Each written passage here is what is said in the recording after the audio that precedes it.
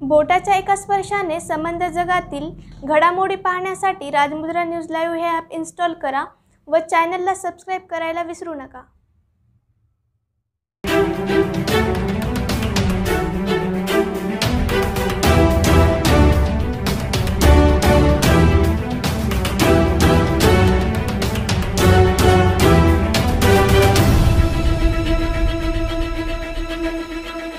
नमस्कार, मी शिवतारा खोडके। राजमुद्रा news live मध्ये आपलं स्वागत आहे।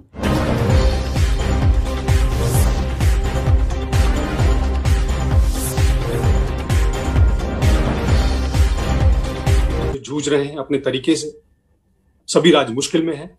ऐसे में हम आपके सामने हैं महाराष्ट्र के पूर्व मुख्यमंत्री अशोक राव चव्हाण जी के साथ, और उनके साथ हैं हमारी प्रवक्ता सुप्रिया श्रीनेत जी। चव्हाण साहब इस समय कैबिनेट मंत्री हैं वहां सरकार में। सुप्रिया जी ब्रीफ इंट्रोडक्शन से शुरू करेंगी और उसके बाद हम महाराष्ट्र के बारे में विस्तार से बात करेंगे, फिर आपके सवाल लेंगे। Over to you Supriya ji. Thank you very much. आप सबको मेरा नमस्कार, और अशोक चव्हाण सर आपको भी मेरा नमस्कार। ये एक इम्पोर्टेंट प्रेस वार्ता है, और इसको शुरू करने से पहले मैंने आज के नंबर देखे। 2,73,802 कोरोना के मामले कल तक सामने आए हैं, और करीब करीब 1,80,000 लोगों की इस देश में मौत हो चुकी है। मौत का इतना भयानक मंजर हम लोग हर जगह देख रहे हैं, भयावह मंजर, चाहे वो उत्तर प्रदेश हो, गुजरात हो। शमशान घाट जो है वो सड़कों तक आ चुके हैं। आज लोग सड़कों पर लाश जलाने को मजबूर है। पहली बार टोकन बांटे जा रहे हैं। पहली बार 14-14, 15-15 घंटे इंतजार करना पड़ रहा है कि किसी तरह से क्रियाकर्म किया जा सके। और इस सब के बीच में मैं आज भौचक्की रह गई कि सिचुएशन इतनी बदतर होने के बावजूद भी प्रधानमंत्री मोदी आज बंगाल में 4 रैली एड्रेस करेंगे। कल अमित शाह जी ने वो काम किया, वो हंस के कमल का फूल दिखा रहे थे। आज मोदी जी वो काम करेंगे। मुझे कभी कभी ऐसा लगता है कि ऐसा क्यों है कि राहुल जी ने इस सिचुएशन का जब बढ़ता हुआ प्रकोप देखा कोरोना का, तो उन्होंने अपनी चुनावी रैली सारी रद्द कर दी। क्या मोदी जी, जिन पर आज इस देश का जिम्मेवारी है, जिन पर आज इस देश का दारोमदार है, क्या उनको अपनी जिम्मेदारी नहीं दिखती है? क्या उनके लिए चुनावी सभाओं में जाकर वोट मांगना लोगों की जान से ज्यादा जरूरी हो गया? ये मेरा पहली बात है, और मैं ब्रीफ ही रखूंगी क्योंकि मैं चाहती हूँ अशोक सर थोड़ा और डिटेल में इन सब चीजों पर बात करें, स्पेशली जो महाराष्ट्र में हो रहा है। और मैं सिर्फ ये पूछना चाहती हूँ आज आपके माध्यम से कि जो प्रधानमंत्री सवेरे बोलते हैं कुंभ सांकेतिक हो, दिन में भाड़े की भीड़ देखकर उनकी बाँछें खिल जाती हैं, शाम को वो आकर कोरोना की समीक्षा करने लगते हैं, तो ये कहीं पर इतना ज्यादा विरोधाभास, इतना ज्यादा ढोंग करने की कुव्वत लाते कहां से हैं? आज जो भी मर रहा है, जो भी संक्रमित है, किसी भी राज्य में हो, वो हमारे देश का भारतीय है, वो भारतीय है, वो हम सबका भाई है। कहीं हम सबकी बहनें हैं, कहीं माताएं हैं, कहीं पिताएं हैं। उसके लिए मोदी जी इतने उदासीन कहां से हैं? क्या सत्ता की लोलुपता इतनी ज्यादा होती है? ये हम पहला कहना चाहेंगे, और हम और डिटेल में भी बात करेंगे।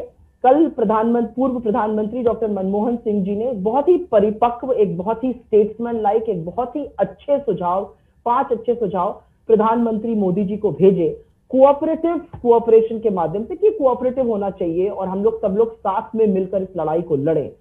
उसका जो जवाब डॉक्टर हर्षवर्धन की ओर से आया, पहले तो उनको जवाब देने का कोई मतलब नहीं है, लेटर प्रधानमंत्री को लिखा गया था, उन्होंने एक जवाब भेजा है, और मुझे कहते हुए दुख होता है कि डॉक्टर हर्षवर्धन जी का ये जो 3 पन्ने का पत्र है, ये शायद भारत की राजनीति में एक नए ओछेपन का प्रतीक है।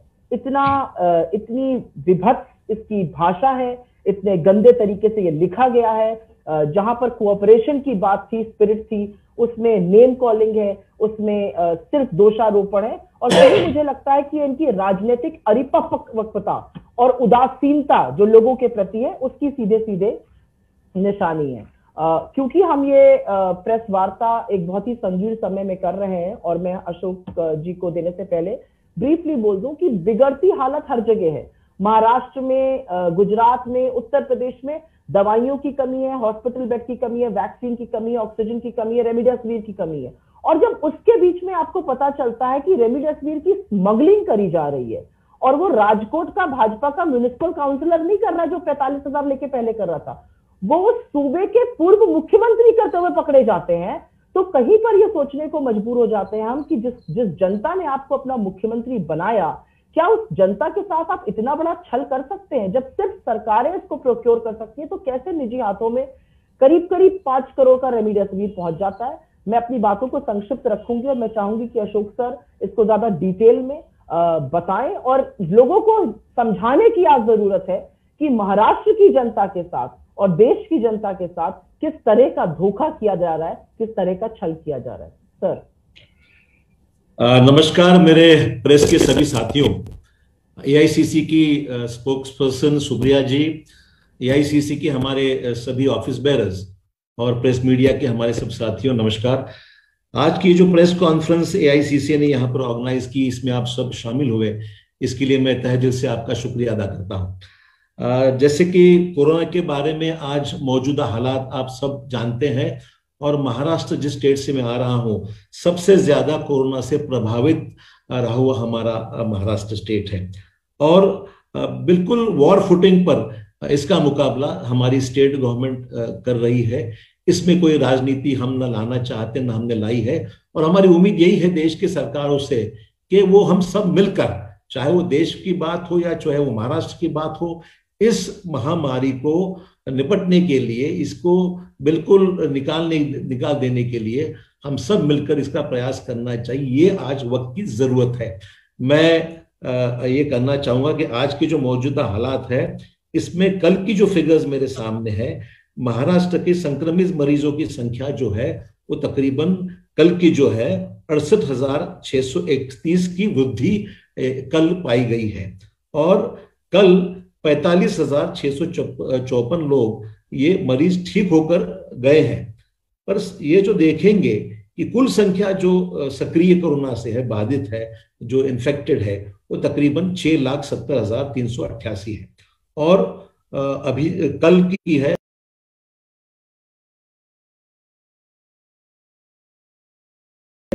जो बढ़कर अभी 60,000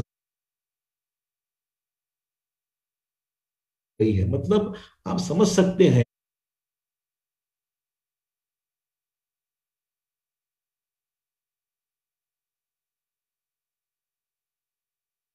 इसको वॉर फुटिंग पे हम लोग लड़ रहे हैं। इसके लिए जो भी सहयोग करने की आवश्यकता है, जो भी मदद करने की जरूरत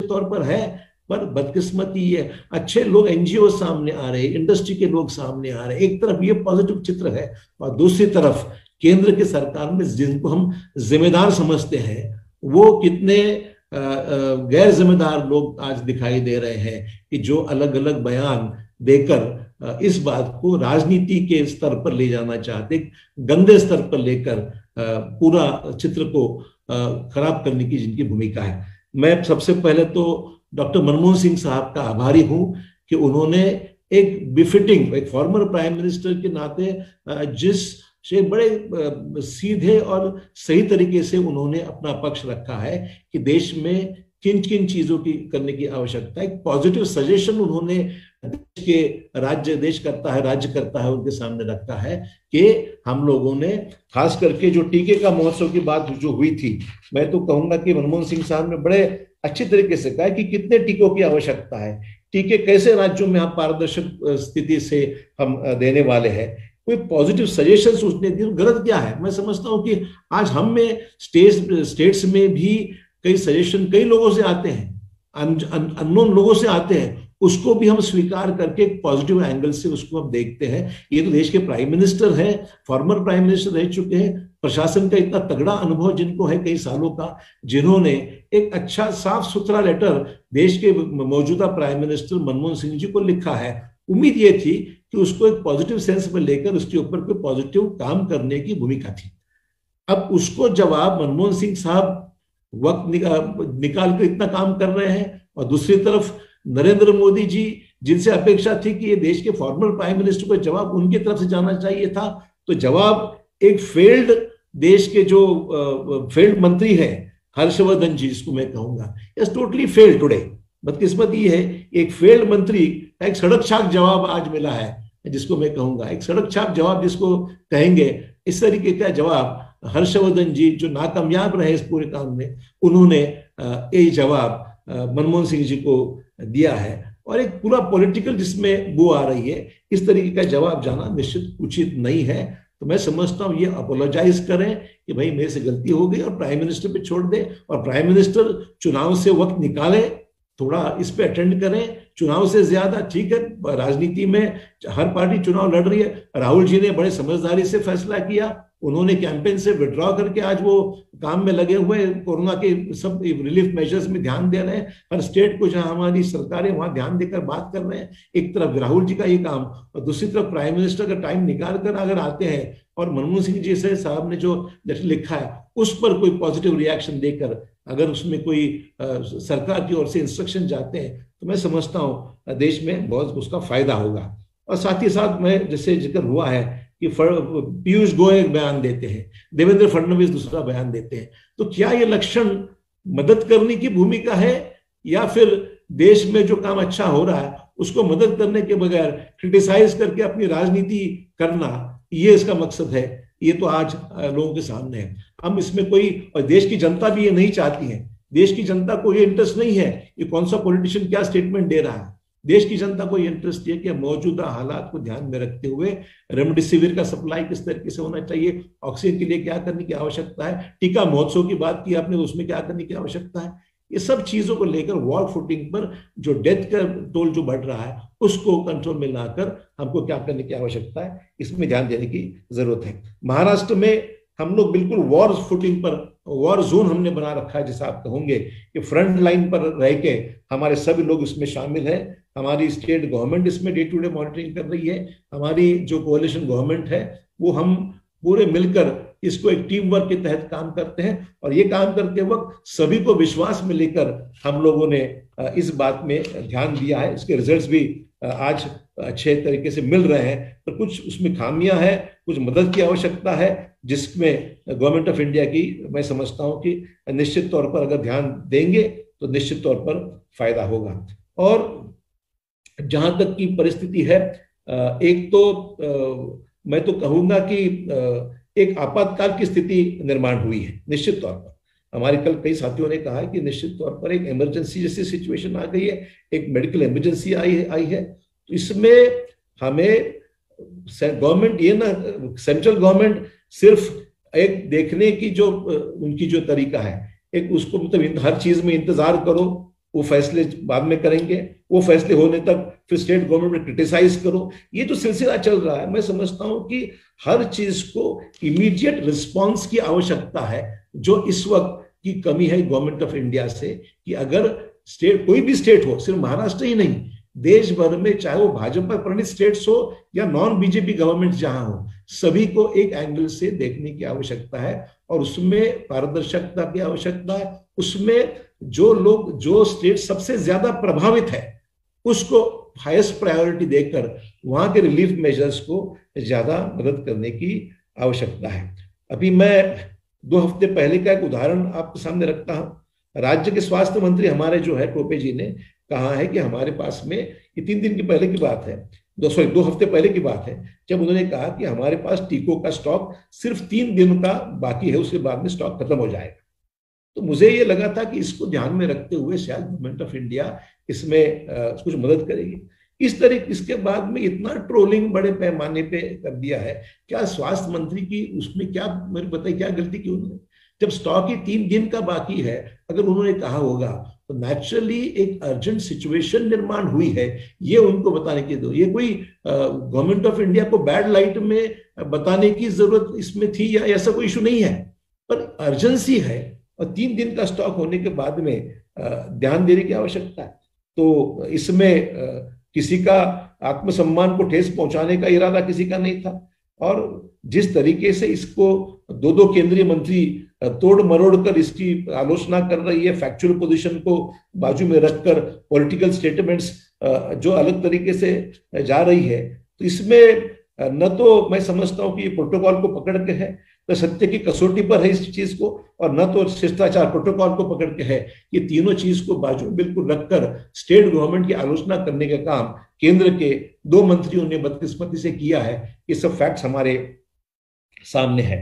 और प्रकाश जावड़ेकर जी ने भी जो बातें कही है कि 5 लाख कोरोना वैक्सीन बर्बाद हुए हैं, मैं समझता हूं कि ये कामों में बाकी सभी स्टेट्स में अगर फिगर हम कंपेयर करें तो मैं ये नहीं कहूंगा कि वेस्ट करना चाहिए, वेस्ट हो गया है सही है, मैं नहीं कहूंगा, पर महाराष्ट्र को पिक एंड चूज करके उसके बारे में जो बयान दिया जाता है, तो ये जानकारी में अच्छा ये सब चीजें पब्लिक डोमेन में है, चुपके तो है नहीं कितना। तो मैं समझता हूं कि ये कंपैरिजन देश के अन्य राज्यों के साथ अगर किया जा सकता है तो निश्चित तौर पर ये आपको पता चलेगा कि बात में कितना खोखलापन है, कितनी गलत बातें हैं, और स्टेट को एक्सपोज करने के लिए ये सब चीजें कही है।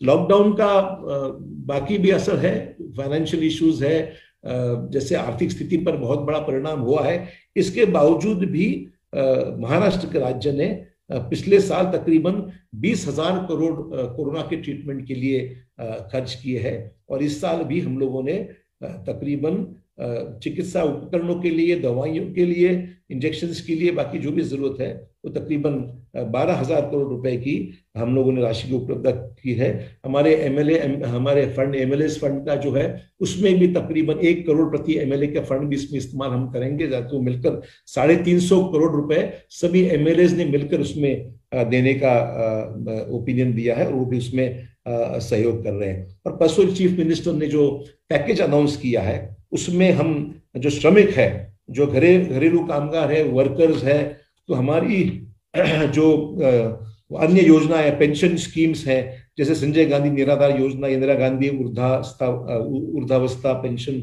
स्कीम जो है, दिव्यांग पेंशन स्कीम है, तो उसमें तकरीबन 35 लाख लाभार्थी है, जिसको हम हर व्यक्ति को 2,000 रुपए देने का भी हमने फैसला किया है। हमारे जो रिक्शा वाले हैं, हमारे जो वेंडर्स हैं, उनके बारे में, और हमारे आदिवासी भाइयों को भी तकरीबन 12 लाख आदिवासी परिवारों को, हर परिवार को 2,000 रुपए देने के बारे में स्टेट गवर्नमेंट ने फैसला इसमें किया है। शिव भोजन थाली भी बिल्कुल 1 पैसे भी नहीं लेते, फ्री ऑफ कॉस्ट शिव भोजन थाली भी देने का ये फैसला स्टेट गवर्नमेंट में, ऐसे पैकेज अनाउंस, क्योंकि लॉकडाउन के कारण आज स्टेट भर में इकोनॉमी तो बड़ी डिस्टर्ब हुई, और सबसे बड़ा नुकसान जो होता है, जो नीचे का तबका है उसका, जैसे रिक्शा ड्राइवर्स है, वर्कर्स है, लेबर्स है, उनकी सबसे बड़ी समस्या होती है, गरीब आदमी की होती है। तो इसके लिए भी पैकेज हमारी स्टेट गवर्नमेंट ने अनाउंस करके ये पैसे भी उनको देने का उसमें सुझाव हमने दिया है। और आखिर में जो मैं कहना चाहूंगा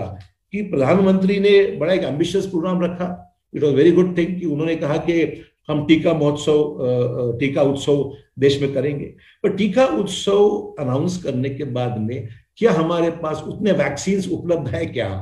अगर वो उनकी जायजा अगर पहले लेते थे तो हमारी कैपेसिटी होने के बावजूद हम स्टेट में टीका उत्सव के दरमियान जो उन्होंने अनाउंसमेंट की थी उसमें, जैसे मुंबई में कहूंगा 127 केंद्र है, सेंटर्स है टीका के लिए, पर वहां सिर्फ हम लोगों को 35 केंद्र बंद करने पड़े क्योंकि टीके उपलब्ध नहीं थे। तो प्रतिदिन हम 40 से 50 हजार टीके लगा सकते हैं लोगों को, पर टीका उपलब्ध नहीं होने के कारण भी ये टीका महोत्सव प्रधानमंत्री जो घोषणा जो हुई थी वो मैं कहूंगा एक जुमला सा हो गया कि अनाउंसमेंट हो गई और टीके राज्य में यहाँ पर उपलब्ध नहीं है। और जो सबसे मामला बड़ा गंभीर है जिसके बारे में मैं यहाँ पर आपको मैं अवगत कराना चाहूंगा वो है ये ब्रुक फार्मा कंपनी के बारे में जो मामला सामने आया है। बड़ी राजनीति का स्तर आप देखिए कि देवेंद्र फडणवीस जिस कंपनी के निदेशक है मनीष सिंह, उनको कुछ हफ्ते पहले गुजरात के वलसाड़ पुलिस ने रेमडेसिविर की ब्लैक मार्केटिंग करते हुए जिसको पकड़ा गया था, उस कंपनी के डायरेक्टर राजेश डोकानिया, इस व्यक्ति को मुंबई के विलेपार्ले पुलिस ने जब पूछताछ के लिए बुलाया था, क्योंकि एक्सपोर्ट तो बंद हो चुका है, एक्सपोर्ट बंद होने के बाद में रेमडेसिविर का स्टॉक जो पड़ा हुआ है वो स्टॉक कहीं पर उसका ब्लैक मार्केटिंग ना हो, खबरें आ रही थी कि ब्लैक मार्केटिंग होर्डिंग हो रही है, रेमडेसिविर का स्टॉक कहीं गलत इस्तेमाल होने के चांसेस है, ब्लैक मार्केट के चांसेस है। जब उसको पूछताछ के लिए पुलिस बुलाती है तो एक फॉर्मर चीफ मिनिस्टर स्टेट के, उसके साथ में दूसरा एक leader of opposition upper house का और कोई एमएलए लेकर पुलिस स्टेशन में जाकर जिस तरीके से वहां पर दबाव डालते हैं, तो क्या हम लोगों को रेमडेसिविर देने के लिए आज सरकारी पूरी यंत्रणा सरकार की लगी हुई है। कहीं प्राइवेटली रेमडेसिविर बेचने के लिए बिल्कुल आज पाबंदी लगाई गई है, ताकि उसकी होर्डिंग ना हो, ताकि उसकी ब्लैक मार्केटिंग ना हो। और जब किसी को पूछताछ के लिए बुलाया जाता है, कोई भी हो, उसका कोई राजनीति से मतलब नहीं है, जब खबरें आती है, मालूमात होती है, और खासकर ऐसी कंपनी जिसके निदेशक को गुजरात के पुलिस ने पकड़ा ब्लैक मार्केटिंग करता, ऐसे कंपनी के डायरेक्टर को जब बुलाया जाता है, तो वहां पर जाके ये लोग वहां पर हस्तक्षेप करते हैं, पुलिस को डांटते हैं, एसपी और वहां के जो ऑफिसर्स के ऊपर दबाव डालते हैं। मैं समझता हूं, क्या आप क्या चाहते हैं? क्या आप लोगों, जनता को मदद करना चाहते हैं, या ब्लैक मार्केटियर्स को मदद करने की आपकी भूमिका से आप पुलिस पर दबाव डालते हैं? ये बड़ी गंभीर घटना है, व्यक्तिगत आलोचना का ये वक्त नहीं है। तो जो घटनाएं सामने आई है, जो केंद्रीय मंत्री जिस तरीके से बयान देते हैं, और जो भी हमारे नेता है महाराष्ट्र की भाजपा के खास करके जिस तरीके से उनके जो बयान आ रहे हैं, मैं समझता हूं ये ठीक नहीं है।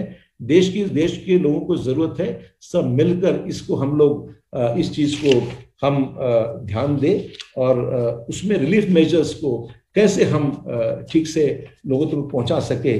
और मैं समझता हूं जो ब्लैक मार्केटिंग कर रहे हैं ना, लगाइए उनके पीछे, ईडी को लगाइए, एनआईए को लगाइए, सीबीआई को लगा दिए। ये सब जो आप अन्य चीजों पर इस्तेमाल कर रहे हैं, क्यों आज ह्यूमैनिटी के एंगल से जो भी लोग इसमें बाधा डाल रहे हैं नुकसान करने के लिए, ब्लैक मार्केटिंग के लिए, नफाखोरी के लिए, इन लोगों के ऊपर क्यों न हम सीबीआई, ईडी और एनआईए को लगाए? ये मेरी इससे सबसे बड़ी ये सवाल हमारे सामने है। तो let us not play politics, let us help the country, let us help the most affected states. और सभी के सहयोग से मीडिया का आभारी हूं कि उन्होंने बहुत सहयोग किया है, और जो बातें सच है लोगों तक लाई है। जो खामियां होंगी, जो कमियां होंगी, निश्चित तौर पर हम जहां हमारी सरकार है वहां तो करेंगे, और जहां सरकारें नहीं वहां हमारी मदद जरूर रहेगी।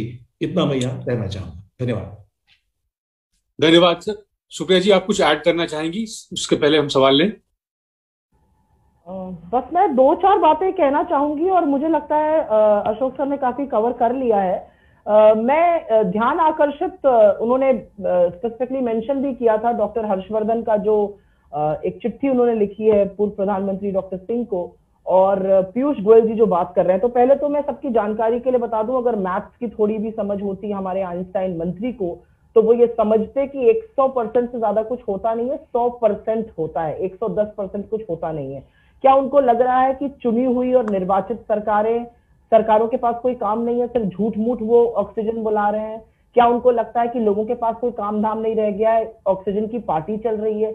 मतलब किस तरह के बयान देते हैं वो कि डिमांड सप्लाई, लोगों से अनुरोध है कि वो ऑक्सीजन फालतू में ना मंगाए, जिसके ऑक्सीजन लेवल गिर रहा है, जिसको सांस लेने में दिक्कत हो रही है। आज सबसे बड़ी किल्लत ऑक्सीजन की ही है, और जितने भी फोन हम लोगों के पास मदद की गुहार के लिए आते हैं, ज्यादातर आते हैं ऐसी बेड दिला दीजिए जो ऑक्सीजन के साथ हो। तो मुझे ऐसा लगता है उसमें इतनी असंवेदनशील बात कहना एक सार्वजनिक जीवन के व्यक्ति को शोभा नहीं देता है। लेकिन हाँ, मैं डॉक्टर हर्षवर्धन का जो उन्होंने एक चिट्ठी लिखी, और उनकी वैसे चिट्ठी लिखने का कोई मतलब नहीं था, मैंने पहले भी कहा है, प्रधानमंत्री जी को ये खत लिखा गया था पूर्व प्रधानमंत्री जी द्वारा, वो क्यों टपक गए बीच में, अपने काम में वो बुरी तरह से फेल हो चुके हैं। उन्होंने 5 दिन में 40 पोस्ट किए थे, और वो 40 पोस्ट राजनीतिक रैलियों के थे। तो चाटुकारिता की ये हद भी मत कर दीजिए डॉक्टर हर्षवर्धन जी कि आपका जो प्रोफेशनल मुकाम है, एक आप ईएनटी डॉक्टर है, उसी पर सवाल उठ जाए। आप कहते हैं कि पहले से ही अलाउ कर दिया गया था इंपोर्ट वैक्सीनेशन का 11 अप्रैल को। अच्छी बात है, लेकिन आपको याद है ना कि 11 अप्रैल से पहले किसने ये सुझाव दिया था? ये सुझाव राहुल गांधी जी ने दिया था कि फॉरेन से और वैक्सीन को अनुमति दी जाए, और फॉरेन वैक्सीनेशन को अप्रूवल देकर हिंदुस्तान लाया जाए। उस समय आपके बददिमाग प्रवक्ताओं और आपके मंत्रियों ने क्या कहा था? फार्मा लॉबिस्ट की बात कही थी। तो क्या आज हम पलट के आपसे ये पूछे किसने इसमें कमीशन ले लिया? अरे भाई, आपने सही काम किया, आपने राहुल जी के सुझाव को माना। राहुल जी ने यह भी सुझाव दिया था पिछले साल फरवरी में कि बड़ी सुनामी आने वाली थी। वो तो अलग बात है कि आप उस समय चुनी हुई सरकारों को गिराने और नमस्ते ट्रंप कराने में मशगूल थे। आप कह रहे हैं कि टेस्ट पॉजिटिविटी रेशियो काफी प्रदेशों में हाई है। आप, मुझे पता है महाराष्ट्र की बात कर रहे हैं। सच तो यह है कि जो गैर भाजपा प्रदेश है, चाहे वो कांग्रेस शासित हो या कहीं और के हो, वो लोग वास्तव में टेस्टिंग कर रहे हैं, पूरी तरह से टेस्टिंग हो रही है, और उससे आंकड़े ज्यादा आ रहे हैं। ये सच है। आंकड़ों पर जो लीपापोती करने का काम, आंकड़े छुपाने का काम, चाहे वो संक्रमण के आंकड़े हो, चाहे मौत के आंकड़े हो, जो उत्तर प्रदेश, मध्य प्रदेश, गुजरात जैसी जगहों में हो रहा है, मुझे लगता है ये बचकाना ही नहीं है, ये बहुत गैर जिम्मेदाराना है। आज लखनऊ में, मैं भी थोड़ी देर पहले लखनऊ पहुंची हूं, यहाँ पर प्राइवेट टेस्टिंग कराना बहुत मुश्किल है। अगर आप किसी को जानते हैं, फोन वोन करके आप प्राइवेट टेस्ट करा सकते हैं, नहीं तो प्राइवेट टेस्टिंग एक तरह से बंद कर दी गई है। इसका क्या औचित्य है मैं अभी तक नहीं समझ पा रही हूँ। कल गुजरात से खबर आई, और ये खबर कल दोपहर में आ गई थी कि सिर्फ कम मौतों के बारे में खबर आई, और सच तो यह है कि गुजरात में कल 7 ही शहरों में 679 ऑलमोस्ट 680 मौतें हुई, और इसको कहीं और ये सिर्फ 7 शहरों में हुई। तो बहुत सारी कोविड रिलेटेड मौतों को, चाहे वो मध्य प्रदेश हो, चाहे वो गुजरात हो, चाहे वो यूपी हो, क्रोनिक डायबिटीज, कार्डियक अरेस्ट कहकर इसको झुठलाया जा रहा है। लेकिन शमशान घाट के बाहर जो कतार में लोग खड़े हैं, जो 12-12 घंटे इंतजार कर रहे हैं, वो आपको बताएंगे कि ये मौतें वाकई में कोरोना से हुई थी। मैं एक बात और कहना चाहती हूँ, रेमडेसिविर की कमी है, वैक्सीनेशन की किल्लत है, और वैक्सीनेशन की किल्लत इसलिए क्योंकि आपने सही प्लानिंग ही नहीं करी थी। आपने सीरम इंस्टीट्यूट से टाई अप किया था 10 करोड़ डोज का, आपने कोवैक्सीन से टाई अप किया था, उसके अलावा आपके पास कुछ था ही नहीं। आपने क्या पहले से समझ लिया था कि देश की जनता वैक्सीन नहीं लगाएगी? देश में 30 करोड़ लोग डायबिटीज, हाइपरटेंशन, अंजाइना, किडनी की प्रॉब्लम से शिकार हैं। इन कोमॉर्बिडिटीज के लिए आप कब खोलिएगा एज बार, ये हम जरूर पूछना चाहते हैं। आज आप कहते हैं कि आप 100 अस्पताल बनाएंगे ऑक्सीजन के, जब तक ये 100 अस्पताल बनेंगे तब तो देश की आधी जनता इससे जूझ चुकी होगी। पीएम केयर फंड की मैं बात जरूर करना चाहती हूं, क्योंकि पीएम केयर फंड से 3000 करोड़ रुपए दिए गए थे वेंटिलेटर के लिए। और सच तो यह है कि 3 कंपनियों के मैं नाम लूंगी यहां पर, टीवी ट्रॉम, AMPZ और अडवा हेल्थ केयर, इनके पास प्रोटोटाइप भी नहीं था। सबको पता था कि ये वेंटिलेटर बना ही नहीं पाएंगी, और आज लगभग 1 साल बाद वही हुआ। ये कंपनीज पैसे पे बैठी रही, वेंटिलेटर बनाने की इनकी कुवत नहीं थी, और आज फिर से वेंटिलेटर की किल्लत हो रही है। मेरा सिर्फ इतना कहना है कि इसको, जिसको आपने उत्सव का नाम दिया था, वो मौत का एक बहुत घिनौना मंजर है। लोगों के साथ संवेदनशीलता दिखाइए, लोगों की समस्या समझिए। जब एक छोटी सी बच्ची एक फोटोग्राफर से कहती है, जहां पर उसकी माँ की चिता जल रही है और चिमनी से धुआं उड़ रहा है, मेरी माँ की फोटो ले लीजिए, वो ऊपर जा रही है, क्या आप उससे आंख में आंख मिलाकर बात करने की कुवत रखते हैं? मोदी जी, आज अपनी चौथी रैली में जब भाषण दीजिएगा तो ये जरूर सोचिएगा कि आप उस लड़की के सवाल का जवाब दे सकते हैं। धन्यवाद, हम सवाल लेंगे। Thank you Supriya ji. Siddharth from ANI, पूछिए सिद्धार्थ। सर, मेरा सवाल अशोक चौहान साहब से है। सर, लगातार महाराष्ट्र से 7,000 की एक एवरेज बनी हुई है जी। आप केंद्र सरकार की तो बात कर रहे हैं, लेकिन क्या राज्य सरकार की जिम्मेवारी नहीं बनती कि वो इस बात को एडमिट करे कि उनसे स्थिति संभल नहीं पाई? और दूसरा पहलू ये पूछना चाहूंगा आपसे कि लगातार जब महाराष्ट्र से 50,000 केस आ रहे थे, बाकी राज्यों में स्थिति ऐसी नहीं थी। क्या केंद्र सरकार ने राज्य सरकार से इस बात के लिए संपर्क स्थापित किया कि क्या वजह है कि इस तरीके से केसेस महाराष्ट्र में बढ़ रहे हैं? क्योंकि कई संस्थाएं, ICMR से लेकर और संस्थाएं ऐसी हैं जिनको इसकी मॉनिटरिंग के लिए लगाया गया है कि कहीं कोई म्यूटेट तो नहीं कर गया वायरस। वजह क्या है, ये जानने की कोशिश की गई क्या? देखिए, महाराष्ट्र में देश के अन्य राज्यों के तुलना में महाराष्ट्र की संख्या निश्चित तौर पर ज्यादा है। स्टेट गवर्नमेंट ने पहले से ही, जब भी पहला फर्स्ट फेज शुरू हुआ तब भी स्टेट गवर्नमेंट ने वॉर फुटिंग पर इसकी पूरे इंतजाम किए थे, और आज भी महाराष्ट्र की सरकार उसी में। ये तो मैं नहीं कह सकूंगा कि अन्य राज्यों की तुलना में महाराष्ट्र में ज्यादा क्यों है, पर जहां तक सवाल पूरे देश भर में है, अगर हम कंपेयर करेंगे US में क्यों ज्यादा है और ब्राजील में क्यों ज्यादा है, तो ये तो मैं कहूंगा कि ये तो वर्ल्ड वाइड फिनोमिनन है। कई स्टेट्स में ज्यादा है। अभी आप देख रहे हैं कि दिल्ली में तो आज कर्फ्यू लग गया। तो सवाल ये है कि इसको कोई राजनीतिक ढंग से इसका तुलनात्मक, इसकी कोई परीक्षा नहीं की जा सकती है। महाराष्ट्र इंडस्ट्रियलाइज स्टेट है, महाराष्ट्र में इंटरनेशनल एयरपोर्ट है। निश्चित तौर पर पहले शुरुआत हुई तो निश्चित तौर पर पहले ही स्टेट, अगर गवर्नमेंट ऑफ इंडिया पाबंदी लगाती थी बाहर के लोगों को आने से, तो उसमें काफी कंट्रोल हो सकता था। जो भी हुआ है, आज का सेकंड फेज जो है तो उससे भी ज्यादा गंभीर है। तो मैं इसकी तुलना संख्या के इस पे आधार पे स्टेट गवर्नमेंट की कामयाबी या नाकामयाबी कोई इसका मेजर नहीं हो सकता है। स्टेट गवर्नमेंट ने अपनी तरीके से आज भी उतने एफर्ट चालू रखे हैं, और इसमें गवर्नमेंट ऑफ इंडिया की जो लापरवाही है या जो भी राजनीति इसके जरिए करने की जो भूमिका चल रही है वो उचित नहीं है। हमारे प्रयास जैसे जैसे मैंने कहा कि आज ऑक्सीजन की कमतरता है, तो हमने स्टेप अप की, हमारी जितनी भी कैपेबिलिटीज है ऑक्सीजन मैन्युफैक्चरिंग की ओर पे हम लोग बढ़ चुके हैं, और आज स्टेट भर में ऑक्सीजन की स्थिति निश्चित कंट्रोल में आई है। पर रेमडेसिविर की जो दिक्कत है वो आप देख रहे हैं कि कोशिश तो की जब करते हैं तब ऐसे कोई पॉलिटिकल इश्यूज सामने आकर, तो मैं नहीं समझता हूं कि इसमें कोई तुलना संख्या के बल पर स्टेट गवर्नमेंट की लापरवाही है, ऐसे करना उचित नहीं होगा। धन्यवाद सर। शुक्रिया जी, wanted to add? I just want to add one thing, और मुझे लगता है चौहान साहब ने बिल्कुल सही कहा कि इस तरह से तुलना करना ठीक नहीं रहेगा, लेकिन मुझे ऐसा लगता है कि ये जो एक नैरेटिव बिल्ड हो रहा है जहां पर नाकामियों का ठीकरा राज्य सरकारों पर फोड़ा जा रहा है, वो कहीं ना कहीं गलत है। और गलत इसलिए है क्योंकि अभी भी सब चीज बहुत सेंट्रलाइज्ड है।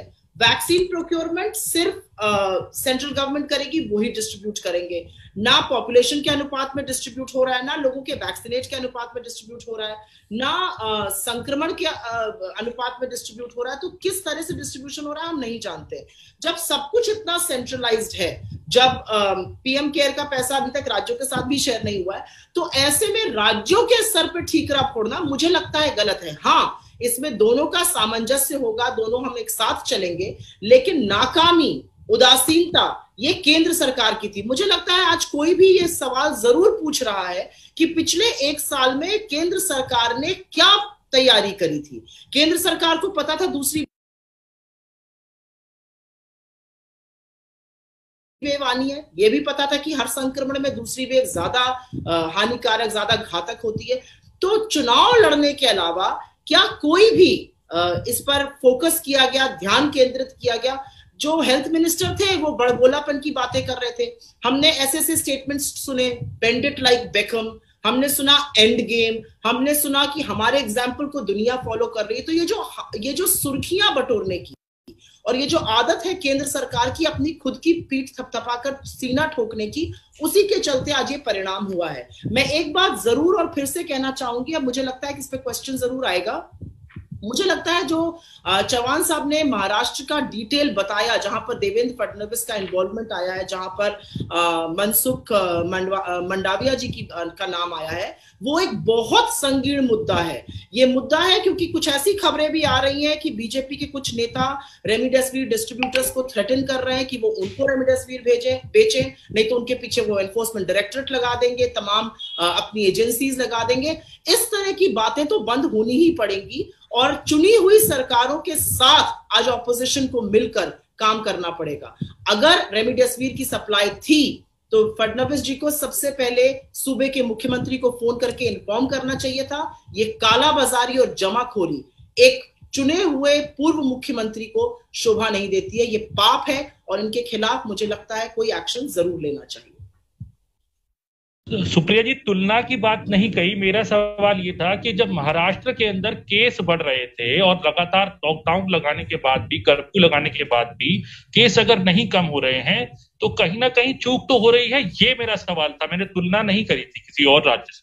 दूसरा, क्योंकि मैंने तुलना वाली बात सिर्फ ये थी कि सिद्धार्थ, ये पर्सनलाइज सवाल नहीं, जवाब नहीं था। ये इस तरह से आमतौर पर आरोप लगाया जाता है, इसका जवाब दिया गया है। तो मेरे ख्याल से आपके सवाल का जवाब हो गया। हम अगले सवाल पे बढ़ें, आपकी अनुमति हो तो।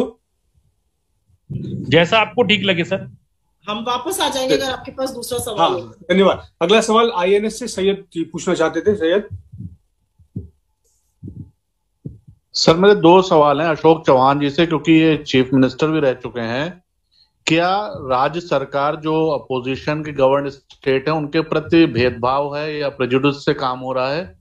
दूसरा सवाल यह है कि फॉर्मर चीफ मिनिस्टर आपके यहाँ जब रेमडेसिविर को स्टोर कर रहे हैं तो आप लोगों ने एक्शन अभी तक उनके खिलाफ क्यों नहीं लिया? देखिए, सबसे पहली बात तो ये है, sorry, what is your first question? I just missed it. Hello, क्या सेंट्रल गवर्नमेंट प्रेजुडिस के साथ महाराष्ट्र गवर्नमेंट के साथ काम कर रही है, जो अपोजिशन गवर्न स्टेट है उनके प्रति भेदभाव हो रहा है? मुझे आरोप कांग्रेस वर्किंग कमेटी। देखिए, मुझे यही कहना है कि जो स्टेट्स मोस्ट इफेक्टेड है उनको प्रायोरिटी से आपको मदद करनी चाहिए। मैं इसमें कोई पॉलिटिकल स्टेटमेंट देना नहीं चाहता हूं, जैसे मैंने शुरू में ही कहा कि इसमें कोई राजनीति करने की भूमिका बिल्कुल ही नहीं हमारी, और जो दिखाई दे रहा है तो वैसे ही दिखाई दे रहा है। जो जैसे मैं कहूंगा, मैं नांदेड़ डिस्ट्रिक्ट से आता हूं, मेरे बाजू में तेलंगाना स्टेट है। तेलंगाना में जितनी मर्जी रेमडेसिविर मिल रहा है, वहां जाइए, ब्लैक मार्केट में खरीदिए और वहां से लेकर आइए। तो सवाल ये है, जरूरत कहाँ ज्यादा है, पेशेंट सबसे ज्यादा इफेक्टेड कहाँ है, कहाँ रेमडेसिविर देने की आवश्यकता है, कहाँ वैक्सीन देने की आवश्यकता है, ये जो इश्यूज है को ध्यान में रखते हुए उस मात्रा में, उस प्रोपोर्शन में देने चाहिए जो आज नहीं दिखाई दे रहा है।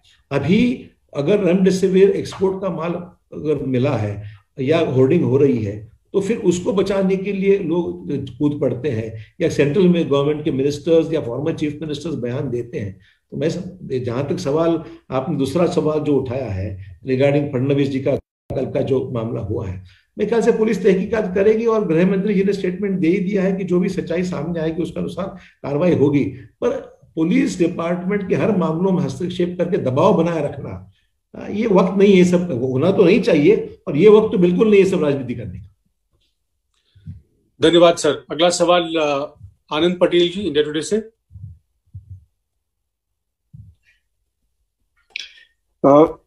My question has two parts. One is addressed to Supriya ji.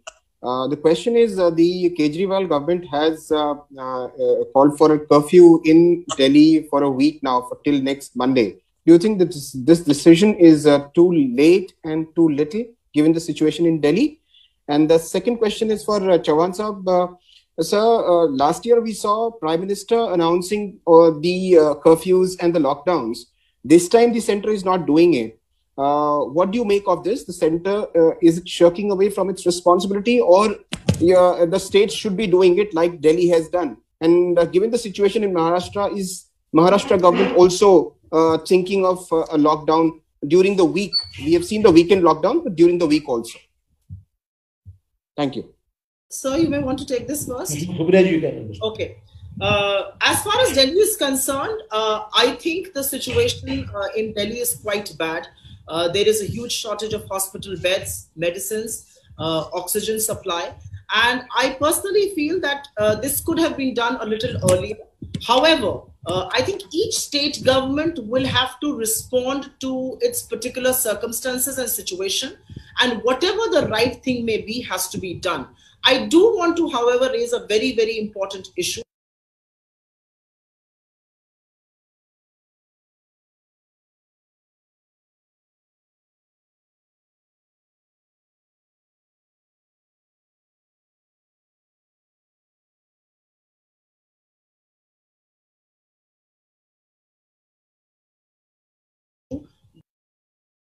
Which is a stone's throw away from Delhi, has reduced the testing price to 350 rupees.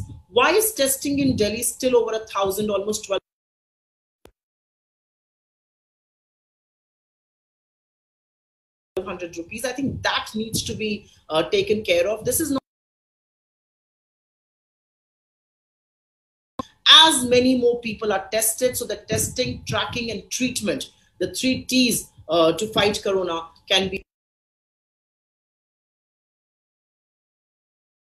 impose a curfew is concerned. I personally feel that every government will be taking this decision based on their own circumstances. Why has the center not done it? Quite frankly, the center is too busy contesting elections, addressing election rallies, and they don't care a damn about people's lives. They vote matter more than people's lives. That's my personal assessment. So, regarding the second question you have raised about the lockdown or curfews, I think the issue of imposing a lockdown or a curfew has been left to the respective states to take care of. Number one, during the first phase, when the lockdown was announced suddenly by the Prime Minister that from today at midnight there will be a lockdown in the entire country, we have seen the ताजा घडामोडी पाहण्यासाठी राजमुद्रा news लाईव्हला subscribe करा, bell icon